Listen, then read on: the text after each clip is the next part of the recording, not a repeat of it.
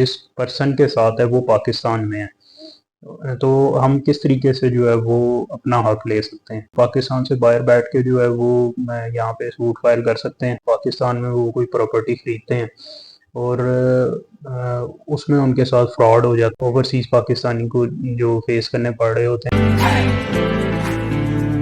बिस्मिल्लाहिर्रहमानिर्रहीम, अस्सलाम वालेकुम। क्योंकि हमारी जो ज़्यादातर क्लाइंटेज है वो ओवरसीज़ पाकिस्तानीज़ हैं और डिफरेंट कंट्रीज से जो है हमारे साथ राब्ते में होते हैं और उनके डिफरेंट लीगल मैटर्स और इमिग्रेशन और वीज़ाज़ के जो मैटर्स होते हैं वो हम देख रहे होते हैं। ओवरसीज़ पाकिस्तानीज़ जो हैं इनका क्वेश्चन होता है अक्सर हमारे से अपना वो कोई लीगल मैटर डिस्कस कर रहे होते हैं, कोई सिविल मैटर होता है, कोई फैमिली मैटर होता है, कोई भी लीगल मैटर को डिस्कस कर रहे होते हैं। तो वो अक्सर हमारे से ये सवाल कर रहे होते हैं कि हम पाकिस्तान आएंगे तो फिर हम इसको परसू करेंगे, या हम यहाँ पे आएंगे तो हमें कितना टाइम चाहिए होगा, और इस तरीके से वो क्वेश्चन पूछ रहे होते हैं कि हम पाकिस्तान जब आएंगे तो फिर हम सूट फाइल करेंगे। उनके लिए ख़ास तौर पे ये वीडियो है कि क्या वो पाकिस्तान से बाहर बैठ के जो है वो कोई केस पाकिस्तान में फ़ाइल कर सकते हैं, और इसका क्या तरीका कार है। सबसे ज़्यादा क्वेश्चन पूछा जाता है कि हम पाकिस्तान से बाहर अगर बैठे हुए हैं, यूके में हैं, यूएसए में हैं, कनाडा में हैं, सऊदी अरब में हैं, यूएई में हैं, कहीं पे भी बैठे हुए हैं, और हम पाकिस्तान में हमारा कोई डिस्प्यूट होता है जो पाकिस्तान की टेरिटरी के अंदर है और जिस पर्सन के साथ है वो पाकिस्तान में है, तो हम किस तरीके से जो है वो अपना हक ले सकते हैं।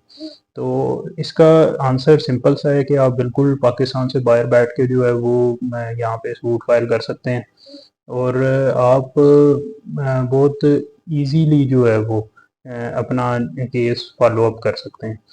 तो सबसे पहले तो मैं बताऊंगा कि किस तरह के केस होते हैं जो आमतौर पे जो ओवरसीज पाकिस्तानीज के हम डील कर रहे होते हैं, और ज़्यादातर ओवरसीज पाकिस्तानीज जो होते हैं इनको किस तरह के केसेस का सामना करना पड़ता है। तो इसमें एक तो सबसे ज़्यादा जो कॉमन इश्यूज हैं वो प्रॉपर्टी के मैटर हैं। यहाँ पे पाकिस्तान में वो कोई प्रॉपर्टी खरीदते हैं और उसमें उनके साथ फ्रॉड हो जाता है, या ट्रांसफ़र के इश्यूज होते हैं, या उनकी कोई प्रॉपर्टी है उस पर कब्जा हो जाता है, इलीगल डिस्पोजेशन का केस होता है। फिर फैमिली मैटर्स होते हैं, कोई डाइवोर्स है, कोई खुला है, कोई मैरिज है, कोई कस्टडी का केस है। इसके अलावा डिफरेंट तरह के केसेस जो हैं वो इसमें इन्वॉल्व होते हैं जो ओवरसीज़ पाकिस्तानी को जो फेस करने पड़ रहे होते हैं।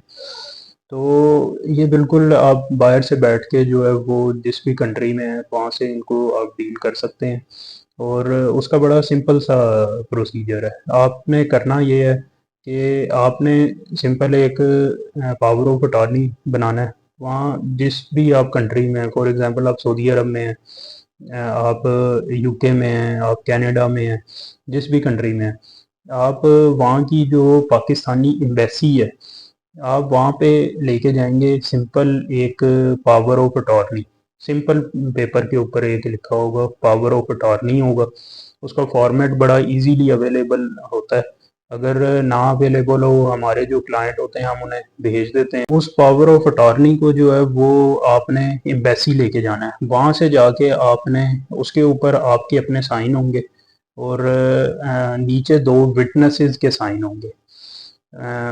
उसको आपने जो है वो विटनेसेस की साथ आईडी कार्ड की फ़ोटो कापीज़ भी होंगी, और साथ जो है वो आपने अपनी फ़ोटो कापी लगानी है, और साथ आपने जो है जिसके नाम आप अटॉर्नी दे रहे हैं उसका मोबाइल नंबर आपने लिखना है, और उसकी आईडी कार्ड की कॉपी भी साथ लगानी है, और आपने ले जाना है एम्बेसी, और वहाँ से जाके उसकी अटेस्टेशन करवानी है। अटेस्टेशन जब हो जाएगी उसकी एक कॉपी एम्बेसी अपने पास रखेगी, ओरिजिनल जो है वो आपको दे देगी।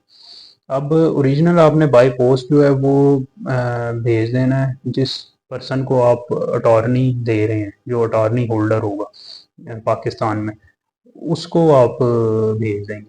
अब ये पर्सन कौन होगा जिसको आप अटॉर्नी देंगे? ये कोई भी आपका फ्रेंड भी हो सकता है, कोई भी आपका रिलेटिव हो सकता है, भाई भी हो सकता है, आपका कोई लॉयर भी हो सकता है, कोई भी जो आपका काबिल एतमाद बंदा है। जिसके ऊपर आप इतना भरोसा कर सकते हैं कि वो जो भी कोर्ट में डिसीजन लेगा वो आपकी फेवर में होगा, जिसके ऊपर आप इतना भरोसा कर सकते हैं। सिर्फ आपने पावर ऑफ अटॉर्नी उसे देना है। अब वो पर्सन जो है वो आपसे जो पावर ऑफ अटॉर्नी आएगा वो रिसीव करेगा और उसको मिनिस्ट्री ऑफ फॉरेन अफेयर में लेके जाएगा और वहाँ से जाके उसकी अटेस्टेशन करवाएगा। और वहाँ से उसकी जब अटेस्टेशन हो जाएगी तो ये कोर्ट में यूज़ करने के लिए जो है वो एलिजिबल हो जाएगा डॉक्यूमेंट। अब इसको कोर्ट में यूज़ किया जा सकता है, उसकी बेस पे जो है वो आपका जो अटॉर्नी होल्डर होगा जिसको आपने अटॉर्नी दी होगी वो कोई लॉयर करेगा। अब उसके अंदर आपने इख्तियार उसे दिया है कि वो आपकी बेस पे यहाँ पे लॉयर भी कर सकता है, वो आपकी बेस पे जो है यहाँ पे जो है वो कोर्ट में केस कर सकता है, आपकी बेस पे जो है वो यहाँ पे जो है वो कोई भी केस विड्रॉ भी कर सकता है और वहाँ पे जो है सेटलमेंट भी कर सकता है कोर्ट में। और जो भी चीज़ें हैं उसके अंदर आपने सारे उसे इख्तियार दिए होंगे।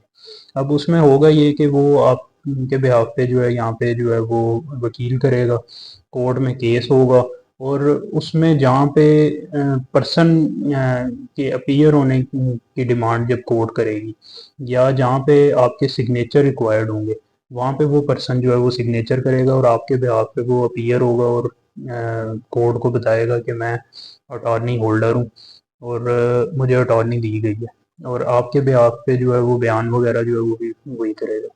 तो इसमें जो है अब बड़ा सिंपल सा एक प्रोसीजर है जिसको आम तौर पे जो है वो ये समझा जाता है कि ये पॉसिबल नहीं है कि ओवरसीज पाकिस्तानी हैं वो यहाँ पे अपना राइट कैसे लेंगे। और दूसरा ये है कि अगर कोर्ट रिक्वायर्ड करती भी है कि आप अपीयर हों यहाँ पे इन पर्सन तो उसमें ये होता है कि कोर्ट से रिक्वेस्ट की जा सकती है कि जो है वो ये ओवरसीज़ पाकिस्तानी हैं, ये रोज़गार के सिलसिले में गए हुए हैं। तो उसमें कोई बहुत ज़्यादा एक्सट्रीम लेवल का कोई सर्कमस्टांसेस आ जाएँ, तो तब ज़रूरत पड़ सकती है कि कोर्ट आपको इन पर्सन भी बुलाए, लेकिन उसके लिए आपको टाइम ज़रूर देगी। इस तरह का अगर कोई भी मैटर है, अगर आपका कोई लीगल राइट जो है वो वायलेट हो रहा है, तो उसमें परेशान होने की ज़रूरत नहीं है। आप जिधर भी हैं, आप वहाँ बैठ के बहुत ईज़िली अपना केस जो है हैंडल कर सकते हैं। इसमें मेरी एक एडवाइस है कि आप कभी भी जो है वो किसी ऐसे पर्सन को अटॉर्नी ना दें जिसके ऊपर आप भरोसा ना करते हो, क्योंकि इससे आपका केस ख़राब हो सकता है। आपने उसको फुल अथॉरिटी दी होगी और वो किसी भी तरीके से आपके केस को हैंडल कर सकता है। तो जिस बंदे के ऊपर आपको भरोसा ना हो उसको कभी भी अटॉर्नी ना दें, क्योंकि ये आपके लिए ज़्यादा कॉम्प्लिकेशन भी बनाएगा, प्रॉब्लम क्रिएट करेगा। दूसरा ये है कि कभी भी थर्ड पर्सन के थ्रू जो है वो ये प्रोसेस ना करवाएं। अगर आप बाहर बैठे हैं, आप किसी थर्ड पर्सन को बीच में इन्वॉल्व करके लॉयर के साथ कनेक्ट ना हो, आप डायरेक्टली लॉयर के साथ कनेक्ट हों। हमारे ओवरसीज़ जो पाकिस्तानी जो क्लाइंट्स हैं वो डायरेक्ट हमारे से रब्ता करते हैं। मेरी ईमेल मौजूद है, आप मुझे डायरेक्ट ईमेल कर सकते हैं। तो आपके यहाँ पे जो भी लीगल मैटर्स हैं, तो यहाँ पे प्रॉपर्टी की डिस्प्यूट, इवन के आप कोई भी यहाँ पे पाकिस्तान में कोई डिसीजन लेने जा रहे हैं उससे रिलेटेड अगर आपने कोई मशवरा करना हो तो आप बहुत इजीली जो है ईमेल करके आप हमारी एडवाइस ले सकते हैं, कंसल्टेशन बुक कर सकते हैं। तो बहुत इजीली जो है वो आपको गाइड किया जाएगा और जो भी उसमें लीगल कम्प्लिकेशंस होंगी वो आपको बताई जाएंगी। तो इसमें कभी भी आप थर्ड पर्सन पर ट्रस्ट ना करें, डायरेक्ट आप लॉयर के साथ कनेक्ट हो जाएं और अपना केस जो है वो आप उसकी अपडेट डायरेक्ट अपने लॉयर के साथ डिस्कस करें। और इसमें कभी भी परेशान होने की ज़रूरत नहीं है। अगर आप बाहर बैठे हैं किसी दूसरी कंट्री में और यहाँ पे आपका लीगल मैटर है तो इसमें आप अगर ट्रस्ट वाले किसी बंदे को जो है वो इन्वॉल्व करते हैं तो आपका केस जो है वो बहुत अच्छे तरीके से यहाँ पे हैंडल हो सकता है।